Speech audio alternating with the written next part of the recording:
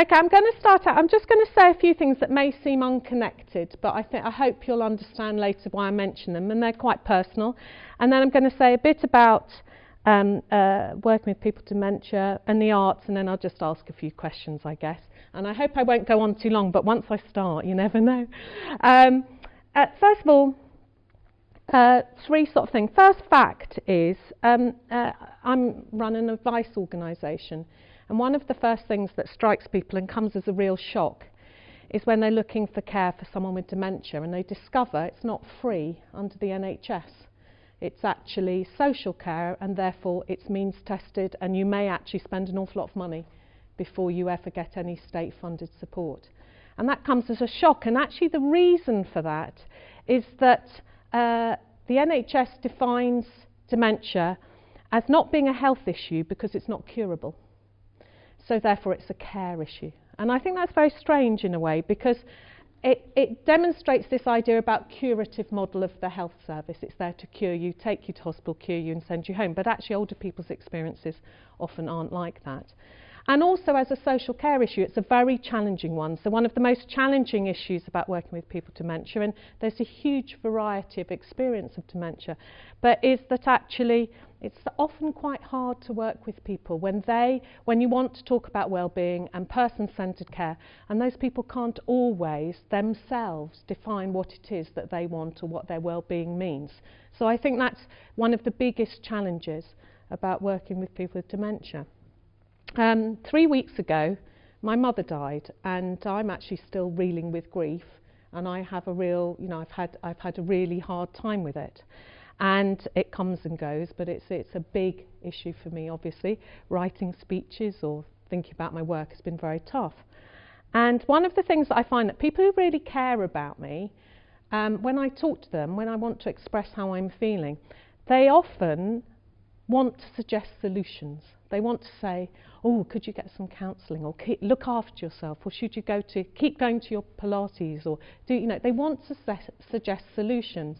And that's our human kind of therapeutic, supportive way of being. We want to suggest a solution. But the reality is, I know that I can't bypass my grief. I have to accept the loss and accept that pain, and it is still painful. And so sometimes I get frustrated with people who want to suggest a solution, but actually I understand that's our need ourselves, is to help you out. But you can't help me out, but you can by just being and listening. And the third thing I wanted to say was, whilst I was thinking about this talk, I was sitting in a coffee shop, and a friend of mine came in, and she's a very bustly friend, and we had this conversation, and brief conversation, because I was trying to think about my talk, but I said, how are you doing? How's the new website? How's it going with your ex? What are you doing at the weekend? Those sort of prompts for a conversation. And it was all about inquiring, asking questions and information. It's a kind of conversation arc, a norm of how we talk to each other is exchanging information. And yet when we work with people with dementia, we can't actually always communicate in those ways that we're so used to and we're so comfortable with. Because the reality is that if you're talking to someone with dementia, if you ask them information, how was your day, or what did you do yesterday, whatever, you may actually cause confusion or distress.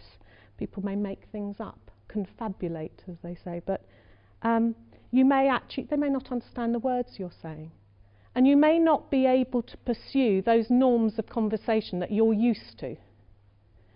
You may be put under pressure to think about communicating and interacting with people in a different way. And so people who experience dementia also lose some of their ability to complete tasks, lose track of where they're going, get confused by what's going on around, get overstimulated by too much stimulation, whatever. And so we actually, rather than trying to drag people with dementia into our ways of finding solutions or being purposeful or sharing information, we may actually have to learn to do something different, which is rather than drag them into our world, incessantly drag them into our world, we have to step into their world and learn a different way to be and be more open to experiencing the world through their eyes, not ours. And I think that's quite challenging for all of us, to learn a different way to be. And I think one of the things that we find is that we have to learn different ways to do things, and actually creative approaches can actually help us open up to a different way of having discourse and communication.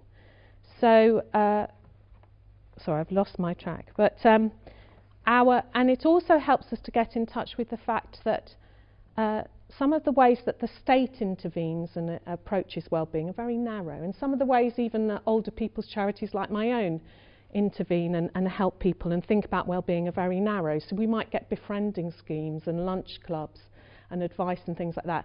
But actually what we really know about well-being is that well-being is about that ability to express emotion, to touch things, to feel things, to taste things, to be touched, and to be moved and to smell things and to have sensations and feel things.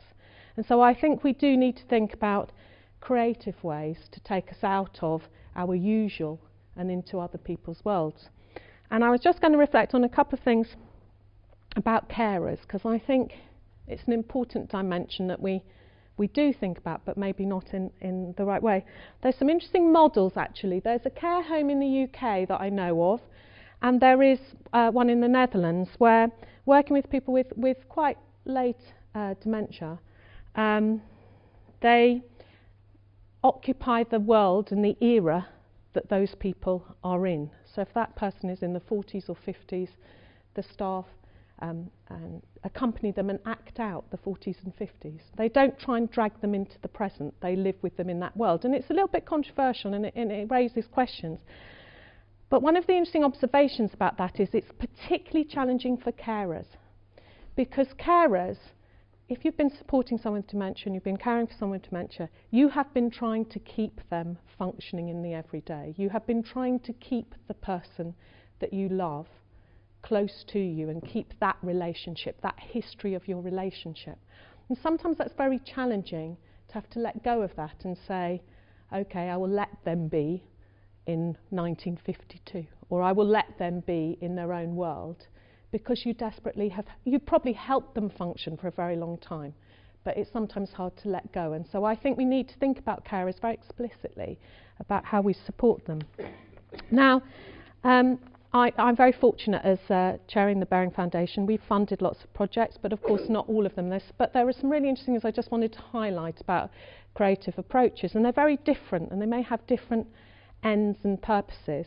So I was at a conference yesterday with Methodist homes, and they are very committed in their care homes to art therapy, which is on an individual basis, and it's very therapeutic, and they place great store and great value on it.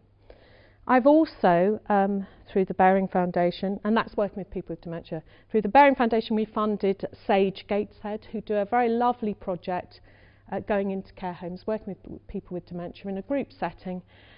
And it illuminates, by doing this work, it illuminates, you can reach people through music who may no longer be able to communicate verbally or whatever, but you can reach them through music, and suddenly you discover these personalities blossoming, and you suddenly see the person within. And it illuminates for the staff, because sometimes they realise not to see the condition or the lack of skills, but actually to see the person within. It can be transformative in terms of how families and relatives see their relative as well, and so I think that's very valuable. But there are also other things where I'm quite interested by where people apply different methodologies in different places. So again, when I was in Australia, sorry, on the individual, there's a lovely one I just want to say. I know I sound like I'm a globetrotter. Yes, I wish I was. But I was in Finland and I was visiting care homes, and they just did a very sweet thing, which was they just got the staff members to sing and hum folk tunes or whatever they wanted to whilst they were dressing or feeding or working with the residents who had dementia, and it calmed the interactions. But funnily enough, we actually have to be encouraged to do that. I used to do it with my baby daughter. I've been discouraged by my teenagers from singing. But actually, sometimes in a workplace, it's quite hard to encourage a care worker to say it's okay to sing whilst you work, but actually it has a very lovely calming influence on the residents. So that's on the individual as well. But anyway, I got distracted. But in Australia, I was my globetrotting. In Australia, there was a lovely piece of work which surprised me a bit, but it was about using Montessori methods with people with dementia. And I was interested by that because my first sensitivity, because we're all quite right on about things, aren't we? But my first sensitivity was, you know, a thing for children with older people. I'm not sure I like that. But interestingly, it's a creative approach. It's a way of interacting and releasing people's choice and control, rather than being a childish thing to do. And what they'd done in this care home was that actually by working using Montessori methods, they'd actually got people with dementia who were regarded as having very few day-to-day skills. They were starting to serve meals, they were getting each other drinks and whatever, and they were creating their own little rituals, but they were doing things that actually no one believed they could do because they'd been released. So I was interested by that, and that's a kind of using an application or a process. But most of all, and this is lucky because I'm at Spare Tyre, most of all I'm most interested by the things and the work where we really let go of process. And it's easy for me to say because I am a funder, and of course we all like outputs and outcomes and see it written up and this is what will happen. But in reality, if we want to work with people with dementia, we need to release some of that expectation of results, of answers and solutions, and just find the way to be in the here and now with them. And what that means is creating environments that allow imagination and curiosity. And it matters now that you can come and touch this flower and feel it or water it, or put your hand out for the water and the rain, rather than saying, I'm going to take you through a step-by-step process. I'm going to let you be. And I'll say a couple of things about that. One of the big inspirations in arts and health is a woman called Anne Basting, who's worked in America. And I just highlight this one project. It wasn't specifically about dementia. It's still a bit of process, I think, but it's kind of lead on to the other two things I'll say. And that was called Penelope's project. And it was taking Homer's Odyssey into a care home for over a year. And I liked this, I was reading up about it and I liked it. What they said was, we thought that a story where someone is waiting and waiting and waiting may be rather familiar to people living in a care home. We thought a story where Penelope has 108 suitors coming and going, trying to win her hand, would be familiar to people in the care home. You see all these strangers coming and going. And then when Penelope's husband does get back, where have you been, my thought, she doesn't actually recognise him. We thought that might be familiar to people in the care home. So I thought that was very interesting. And what they did for a year long, they took people on discussions, explorations, they got people weaving and knitting, they got people decorating the whole environment in the building. They sang songs, they did dance and they acted and whatever for a whole year, and all the staff were involved and the residents were involved and actors were involved as well. A whole year-long process. And the thing that I like about that, and it's quite a famous case, but what I like about that is that they said the care home was very brave and courageous. It had no idea what it had let itself into. But it gave them a whole rhythm of life for a whole year where everyone was engaged in doing something around this story. And I thought that was interesting. But it's still about a process. And what I particularly like, and I'm going to say Spare Tyre is one of them, and I think this is the real example. But another example I'll give you, which is of a project in Tasmania called Animated Anthologies, and this was done by Creature Tales. And what they did was they went into a secure wing in a care home with dementia residents, and they had two artists who lived in the care home for 7 days, 24/7.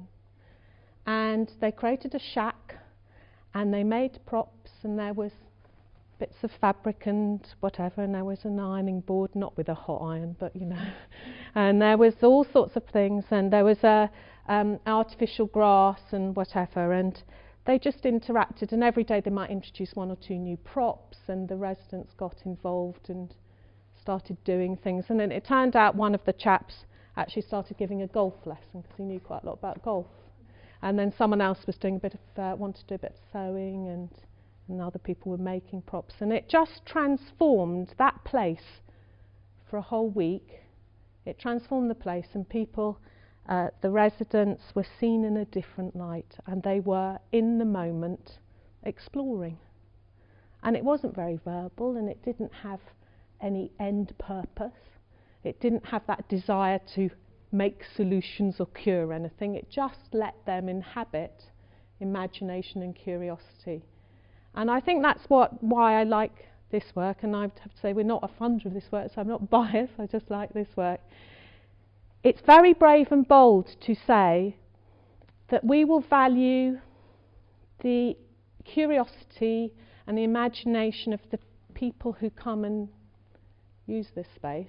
We'll value that as much as we value the creative input of all of the great artists here who've created this environment and who are interacting with it. And I think that's a very beautiful thing, because it's saying, I don't really care about results, I care about creating the space in which your imagination, your curiosity matters, because here and now matters.